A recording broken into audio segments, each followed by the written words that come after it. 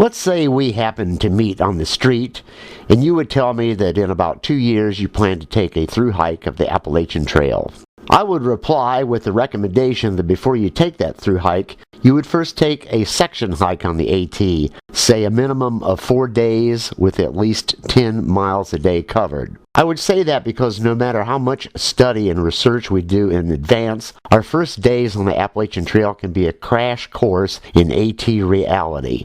We're going to take an in-depth look at why I think that is so and what I think we can learn from a hike like that. The main reason I offer this advice is even if we were all young and strong, our capabilities on the AT would still be different. The fact that we are not all young underscores that our capabilities indeed will be different. When I was a teenager, my father told me, no matter how tough you think you are, there is always someone out there who can beat the living hell out of you. I have often been reminded of that remark in contexts that have nothing to do with getting into a fist fight. In many endeavors I have attempted, there is always somebody more capable at whatever we were doing than I was. It wasn't always physical ability. Sometimes they were smarter than me. Sometimes they could think faster than me. And sometimes they were more creative and cagier than I was at solving problems. I'll be talking more about backpacking gear in future videos. While we all like to hear about gear used by others, I'd like to describe here the beginning of a thinking process that links gear choices to our abilities and preferences. I have seen people far more capable than I on the Appalachian Trail. I'm talking about people who are young and skinny with small packs doing 35 and even 40 miles a day over really hilly terrain. It would be ridiculous for me to criticize any gear choice made by these people when they were excelling in such an amazing fashion, and it would be a mistake for me to think that those people should in any way imitate anything I was doing when my approach probably would impede them in some way. It also would be a lost cause if I tried to imitate them in every respect, because I know I could not match what they were doing under any circumstance. There is a very famous and a very good Appalachian Trail saying, and that saying is, hike your own hike. And believe me, we will hike our own hike on the AT whether we like it or not. I believe we can help ourselves if we identify lessons we can gain from our first long section hike on the AT. Now, I would emphasize that if a hiker quits or gives up on the AT or goes home earlier than they had planned, that is a perfectly okay thing to do. No one is keeping score, nobody's going to jail, and the sun will come up the next day. But I still have to think that hiker would be more fulfilled if they had met their goal, and this will be the spirit behind my remarks on this. My first section hike on the AT was a success in the sense that I walked it, but I thought I performed poorly, and that was something I did not like at all. I thought the trail got the better of me, and I was determined to return and perform better. All else being equal, I believe few things can keep us going on the Appalachian Trail more effectively than the resolve that we have something to prove to ourselves. When we make decisions about our future AT hike, particularly regarding hiking gear, we are almost always facing a series of trade-offs. No gear is perfect, I don't think. Different items will have advantages and disadvantages. Here's my take on gear for the AT. When we take our first long section hike on the AT, we need to find out what we can put up with and what we don't want to put up with.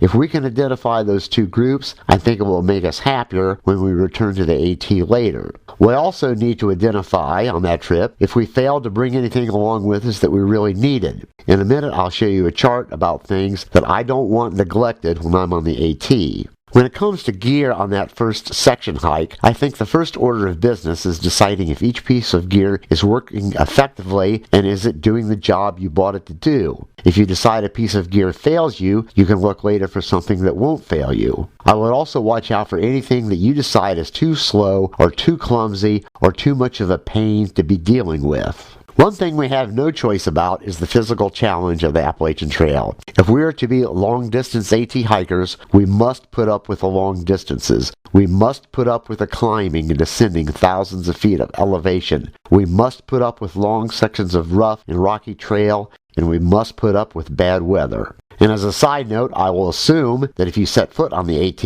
you will have been working to become physically fit. Some might be tempted to say, hey, I can do all my training on this backpacking trail near my home. And yes, I would agree, by all means, train on that trail. But I have to say that I know of no trail between Ohio in the east and Kansas on the west that can even begin to match how rough the AT can get. In my own case, I could not tolerate the idea that I wasn't moving fast enough on the AT, and to be honest, I'm not sure I ever moved fast enough on the AT to suit myself. With that in mind, I concentrated on making my pack as light as possible while achieving these goals shown here.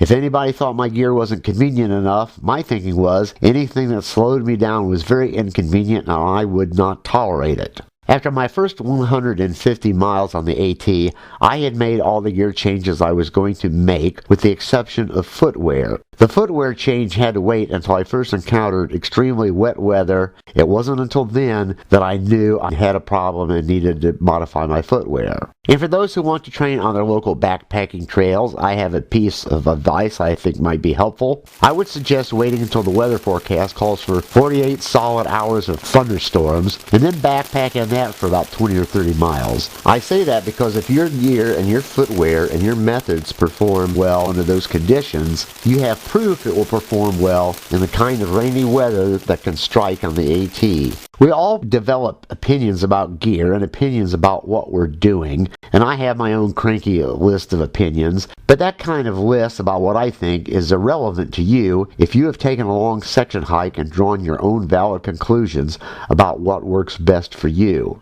Many folks will point out that AT thru hikers can make changes and replace gear and increase efficiency and their happiness while they're actually on their thru hike. I agree that is possible. I know that not all thru hikers could take a section hike in advance even if they wanted to. But making a lot of gear changes while thru hiking can be inconvenient at the least. I told earlier of a guy who quit the AT after 4 days.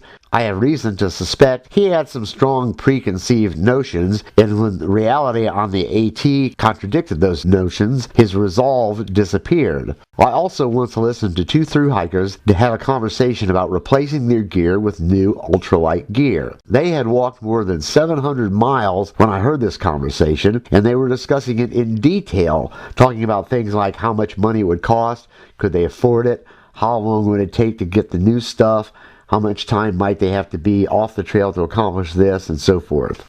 My whole point about a section hike crash course on the AT is that if you are able to take one, after you return home, you'll have plenty of time to ruminate over possible changes and time to earn the money you might need to buy anything new. Like I said, I'm going to be talking more about gear selection in future videos, and I think this conversation will help provide context. The AT can be a challenging place, and I have found that selecting gear that can meet that challenge efficiently is not always easy. I will discuss what I have done and what I have seen others do. When we consider a piece of gear, we need to ask ourselves if that gear is something we want to be dealing with, even if it was working reliably.